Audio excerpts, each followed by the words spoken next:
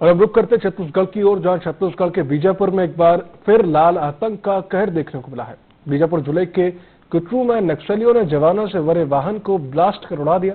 इस बड़े नक्सली हमले में 9 जवान शहीद हो गए।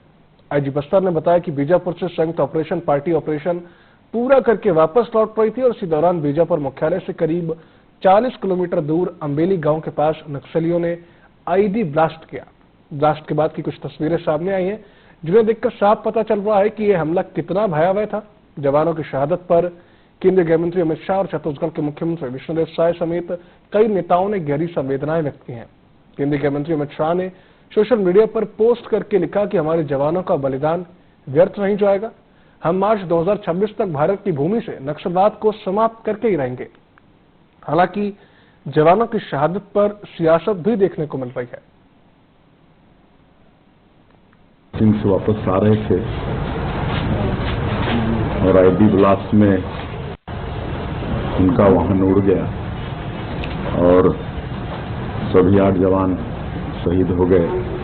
साथ में जो वाहन का चालक था वो भी शहीद हो गया। तो ऐसे 8 जवान और ड्राइवर के शहादत को मैं नमन करता हूं, उनको विनम्र श्रद्धांजलि अर्पित करता हूं। प्रभु से प्रार्थना है कि उनकी आत्मा को शांति प्रदान करें और उनके शोक संतप्त परिवार को इस गहन शोक को सहने की ताकत दें और उनका शहादत बेकार नहीं जाएगा। नक्सली लगातार जिस तरह से उनकी पराजय हो रही है उसे बरसाए हुए हैं और एक कायराना हरकत कर रहे हैं। अंततः छत्तीसगढ़ से नक्सलवाद का खात्मा होगा और यहाँ शांति की बहाली होगी। आईडी ब्लास्ट के कारण हुआ है, कमांड ब्लास्ट था ये, और ब्लैक टॉप रोड होने के बावजूद ये हुआ है। वहाँ आना जाना लगातार चल ही रहा था जवानों का, परंतु अब ये कैसे हुआ है ये जांच का विषय है। इसको देखकर जांच करके और सुधार लाएंगे, परंतु ये बात सच है और दृढ़ता के साथ अब और ताकत के साथ इस पूरे नक्सलवाद को जड़ से खत्म करने के लिए काम करेंगे। ये जो कुछ हुआ है इसके जांच की आवश्यकता है और उसके बाद निर्धारित समय पर नक्सलवाद, सशस्त्र नक्सलिज्म ये समाप्त होगा, उसमें संशय नहीं। सरकार की नक्सल नीति स्पष्ट नहीं है और साथ ही कहीं न कहीं सरकार की विफलताओं की वजह से ये घटना घटी है, क्योंकि कहीं न कहीं बड़ी चूक हुई है और कहाँ चूक हुई है ये एक जांच का विषय है। क्योंकि सरकार जिस मोर्चे पर काम कर रही है मुझे लगता है कि बहुत ही ओवर कॉन्फिडेंस में है, जबकि बस्तर की परिस्थितियां उतनी अनुकूल नहीं है। भौगोलिक दृष्टि से कठिन परिस्थितियां हैं। इन परिस्थितियों में बहुत ही सावधानी और प्लानिंग की आवश्यकता है। कहीं न कहीं सरकार उसमें विफल साबित हुई है। मध्य प्रदेश के उज्जैन में होने वाली सिंहगश्त 2028 की तैयारियों ने अभी से रफ्तार पकड़ ली है। मुख्यमंत्री डॉक्टर मोहन यादव की सरकार ने सिंहगश्त को ऐतिहासिक और भव्य बनाने के लिए खजाना खोल दिया है, लेकिन सवाल भी उठ रहे हैं कि क्या सरकार का फोकस सिर्फ। धर्मजयगढ़ के छाल तहसील के हाथी गांव में करीब 2 सालों से सीजी इंफ्रास्ट्रक्चर पर्यावरण विभाग की अनुमति के बिना डामर प्लांट चला रहा है। शिकायत के बाद भी अधिकारी जांच के लिए मौके पर नहीं गए और मामले को ठंडे बस्ते में डाल दिया गया। शिकायत के बाद भी मामले में जब कोई कार्रवाई नहीं हुई तो पर्यावरण विभाग के जिम्मेदार अधिकारियों की लापरवाही को दर्शाता है। इस वक्त मैं मौजूद हूँ धर्मजयगढ़ ब्लॉक के छाल तहसील अंतर्गत ग्राम हाथी में। आप देख सकते हैं मेरे पीछे ये जो प्लांट लगा हुआ है ये सीजी इंफ्रास्ट्रक्चर का डामर प्लांट लगा है, जो कि पत्थल गांव से खरसिया मार्ग निर्माण कर रही है और ये उसका पूरा कैंपस है। आपको बता दें कि ये कैंपस करीब 2 वर्षों से लगा हुआ है और वहीं जब ये कैंपस लगा हुआ है लेकिन इसकी जो परमिशन है पर्यावरण विभाग द्वारा डामर प्लांट का परमिशन नहीं लिया गया है, जिसकी आरटीआई के तहत जानकारी निकाली गई थी, जिसका इसका कोई उच्चारण नहीं था, इसका कोई परमिशन नहीं लिया गया था, जवाब दिया गया। वहीं इसकी शिकायत भी की गई, लेकिन इस शिकायत को 1 वर्ष बीत गए हैं, लेकिन रायगढ़ जिले में बैठे पर्यावरण के जुझारू और कर्मठ अधिकारी आज तक 1 साल होने के बावजूद भी यहाँ पहुंच नहीं पाए। अब सोच सकते हैं कि 1 साल पहले शिकायत की गई थी, लेकिन आज तक यहाँ नहीं आ पाना इसमें साफ दर्शाता है कि जो सृजन इंफ्रास्ट्रक्चर के ठेकेदार हैं और पर्यावरण विभाग के अधिकारी हैं, उनकी कितनी अच्छी साठगांठ होगी, क्योंकि आज 1 वर्ष बीत गए हैं, उसके बाद भी वो यहाँ नहीं पहुंच पाए। अब देखना है कि खबर चलने के बाद क्या जिम्मेदार अधिकारी आते हैं, कार्रवाई करते हैं, या फिर आकर के खानापूर्ति कार्रवाई करके वो यहाँ से चले जाएंगे। मैं नीरज विश्वास, T24 रायगढ़। और बीजापुर में दीपक बैजू ने मृतक पत्रकार मुकेश चंद्राकर के घर जाकर परिजनों से मुलाकात की। इस दौरान बैजू ने कहा कि पत्रकार मुकेश चंद्राकर की हत्या न केवल उनके परिवार को गहरे सदमे में डाला है, बल्कि पत्रकारिता और भ्रष्टाचार के खिलाफ लड़ाई पर भी सवाल खड़े किए हैं। उन्होंने आगे कहा कि मुकेश का परिवार बेहद गरीब है, जिसे अब तत्काल आर्थिक सहायता की जरूरत है। तो भाजपा सरकार पर तंज कसते हुए उन्होंने कहा कि केवल फोटो खिंचवाने और संवेदनाएं व्यक्त करने से समस्या का हल नहीं होगा। साथ ही अपराधियों में डर की कमी और बढ़ते अपराध भाजपा सरकार की विफलता को उजागर करते हैं। ये मामला केवल एक हत्या का नहीं, बल्कि न्याय व्यवस्था और राजनीतिक भ्रष्टाचार का बड़ा उदाहरण है। सरकार को इसका जवाब देना होगा।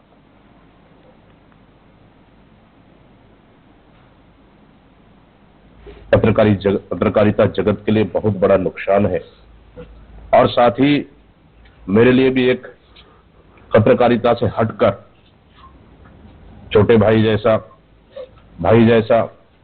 व्यक्तिगत संबंध रहे, स्वाभाविक सा मेरे लिए भी व्यक्तिगत क्षति है। और इस बीजापुर जैसे संवेदनशील क्षेत्रों में इतनी निडरता साथ पत्रकारिता करना वास्तव में बहादुरी है। मैं सलाम करता हूं मुकेश चंद्राकर जी को, और जिस तरह से घटनाएं हुई, निश्चित रूप से उस घटना की मैं कड़ी निंदा करता हूं। और मुकेश चंद्राकर हत्याकांड के मुख्य भाजपा के कोंडागांव विधानसभा प्रभारी डॉक्टर सुभाव कश्यप ने सोमवार को जिलाध्यक्ष के नाम की घोषणा अटल सदन में की। उन्होंने बताया कि पैनल में 8 नाम थे, जिसमें कि 5 नामों को ऊपर भेजा जा सकता था। 5 नामों में प्रदेश स्तरीय समिति ने वरिष्ठ कार्यकर्ता सेवक राम नेताम को नया जिला अध्यक्ष चुना गया है। उनके जिलाध्यक्ष बनने पर विधायक लता उसेंडी के साथ कार्यकर्ताओं ने उन्हें शुभकामनाएं प्रेषित की हैं।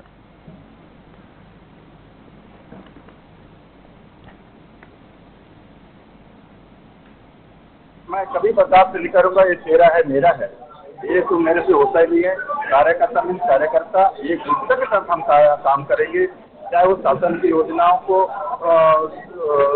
को निचले स्तर पर, और साथ साथ संगठन को मजबूत करने का हमारा सबसे ज्यादा महत्वपूर्ण भूमिका रहेगा। छत्तीसगढ़ के रायपुर नगर निगम का कार्यकाल अब खत्म हो चुका है, जिसके बाद केशकाल घाट छत्तीसगढ़ के बस्तर क्षेत्र में स्थित है, जो अपनी प्राकृतिक सुंदरता और सांस्कृतिक महत्व के लिए प्रसिद्ध है। ये घाटी राष्ट्रीय राजमार्ग 30 पर स्थित है और केशकाल कस्बे को बस्तर क्षेत्र से जोड़ती है। ये क्षेत्र न केवल प्राकृतिक सौंदर्य से भरपूर है, बल्कि ऐतिहासिक और धार्मिक दृष्टि से महत्वपूर्ण है। आज के समय में केशकाल घाट पर्यटन का एक प्रमुख केंद्र बन चुका है। यहाँ क्षेत्र ट्रैकिंग, फोटोग्राफी और प्राकृतिक प्रेमियों के लिए आकर्षण का केंद्र बना हुआ है।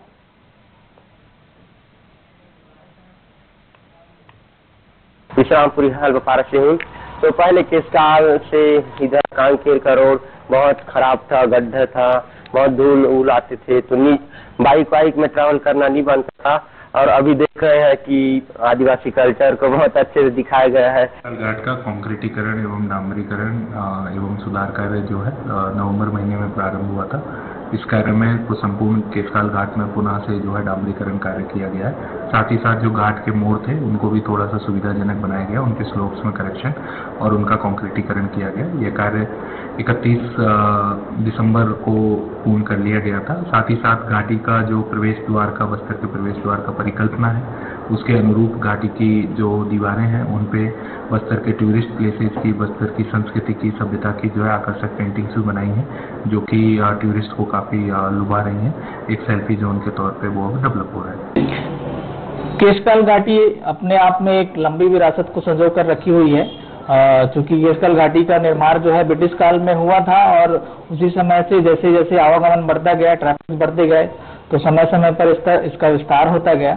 साथ ही कुछ समय से केशकाल घाटी की मरम्मत और नवीनीकरण कार्य उतना तेजी से नहीं हो पाया, जिसकी वजह से कुछ समय से घाटी में गड्ढे और जाम की स्थिति बनने लगी थी। इसको ध्यान में रखते हुए छत्तीसगढ़ शासन, जिला प्रशासन ने इसके नवीनीकरण का दायित्व उठाया और लगभग 10 नवंबर से केशकाल घाटी के नवीनीकरण का कार्य प्रारंभ हुआ।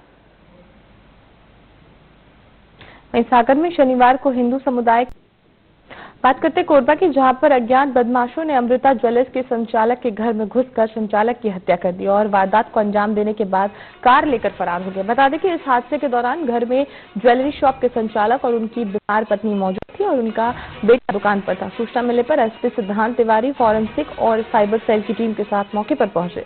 फिलहाल नाकेबंदी कर आरोपी की तलाश की जा रही है।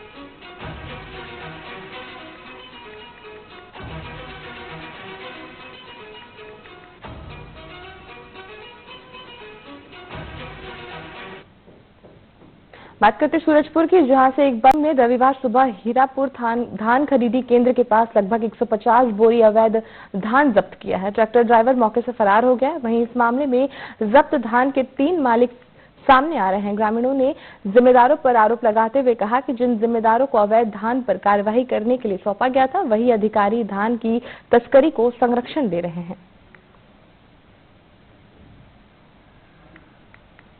ऐसा कुछ जानकारी नहीं है। मेरे सामने में जब्ती अवैध जब्ती किया गया है। उसको गवाही के रूप में मेरा सिग्नेचर किया हुआ है। मैंने बोला भी उसको कि जो भी अधिकारी इसको जब्ती किए, जब्ती कौन है करने वाले? अभी तो कोई पंडा जी थे, मैं उन सबका नाम नहीं जानता हूँ, नाम नहीं बता पाऊंगा। अधिकारी थे, यहाँ पर बैठे हुए थे, हम लोग जब्ती कर रहे हैं। तो वहाँ पर जो जब्ती किए, जब्ती करते समय नहीं मेरे को ये पहले तो एक मालिक आया, वो एक मालिक को मैं देखा नहीं हूँ। दूसरा मालिक कैलाश बारिक नाम करके हमीरपुर का, वो भी भाग गया। वो भी भागने के बाद में तीसरा मालिक पटगांव के कोई राठिया आया था। वो जब आया राठिया, तो राठिया को मैं बोला कि धान, वो बोला कि 130 बोरी है। मैं बोला सोच समझ के बोलना, सही सही बोलो क्या है सही सही, नहीं तो फिर बहुत तुमको बहुत गलत होगा बोल के ये भी बोला हूँ। अब रुक करते हैं राजधानी बिलासपुर का, जहां नाबालिग से दुष्कर्म करने वाला झोला छाप डॉक्टर हुआ गिरफ्तार। नाबालिग से दुष्कर्म करने वाला झोला छाप डॉक्टर गिरफ्तार हो चुका है। अश्लील फोटो वायरल करने की दी थी धमकी, शादी का झांसा देकर किया था दुष्कर्म। तो शादी का झांसा देकर दुष्कर्म करने वाला झोला छाप डॉक्टर गिरफ्तार हो चुका है। कोनी पुलिस ने घेराबंदी कर आरोपी को किया गिरफ्तार। तो कोनी पुलिस की बड़ी कार्रवाई सामने आई है और कोनी पुलिस ने शादी का झांसा देकर दुष्कर्म करने वाले झोला छाप डॉक्टर को गिरफ्तार कर लिया है। बता दें कि नाबालिग से झोला छाप डॉक्टर ने दुष्कर्म किया था, जिसको अब पुलिस ने गिरफ्तार कर लिया है। बताया जा रहा है कि अश्लील फोटो वायरल करने की आरोपी ने धमकी दी थी और नाबालिग के साथ दुष्कर्म किया था।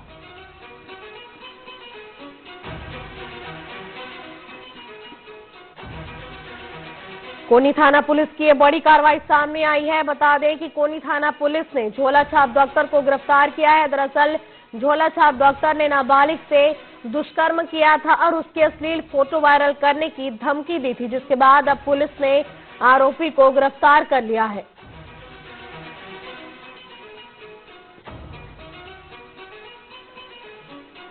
शादी का झांसा देकर दुष्कर्म करने वाले झोला छाप डॉक्टर को पुलिस ने गिरफ्तार कर लिया है। कोनी पुलिस ने घेराबंदी कर आरोपी को गिरफ्तार किया है।